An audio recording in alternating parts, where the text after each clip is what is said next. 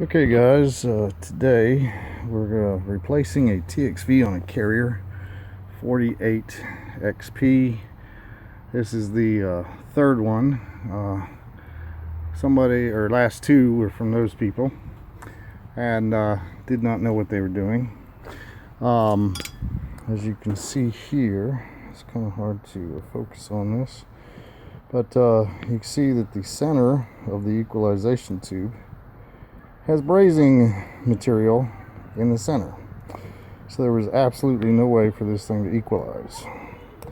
And you can see inside how much brazing material was around the tube there, and how it got in and got drawn up into the tube. As you clearly see that, if I can get close here, that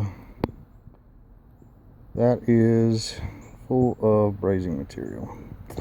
So we are going to be replacing a lot of the stuff. I had to cut the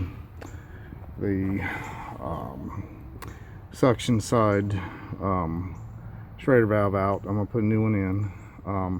They also had the valve coming into the bottom, and you want it in on the top. The equalization tube in on the top.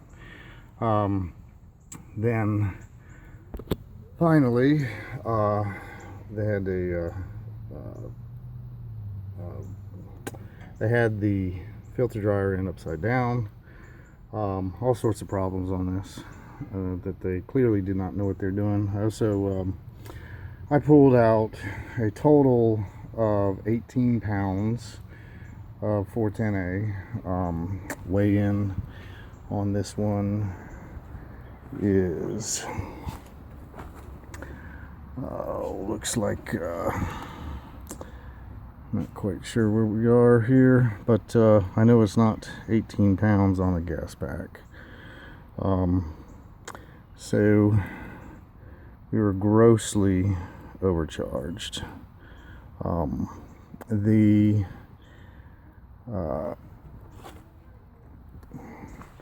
My subcooling on this one originally was 52 degrees, and then the way that I could tell that there was a problem with equalization is that the flux of the hunting was pretty much constant. It's constantly going down to about 90 and then going back up to about 128.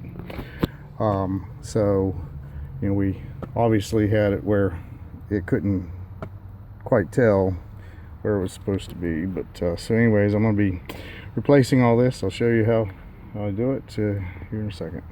Okay, I'm going to be using a 3/16 to drill my hole for my equalization tube, and then so I want it to be a nice tight fit.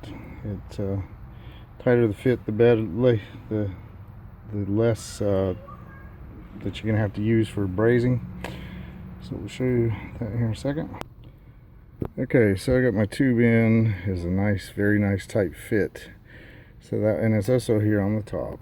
So a little bit of brazing, even if some brazing does go down, because my tube is pointing down about 1/4 of an inch in, it's not gonna get it. But if it was on the side or around there, it would certainly suck it right up. But so we'll show you the next step here in a second. Okay, so I've got it brazed here. As you can see, very, very little. Okay, be sure to wrap your TXV so that you don't get it too hot while you're brazing. And on something like this, you're going to want to use a high temp flame. So like I'm using my acetylene torch, because you want to get it quickly. You want to make sure that you get your joint red hot. And because I got to use my brazing, I'm going to stop now.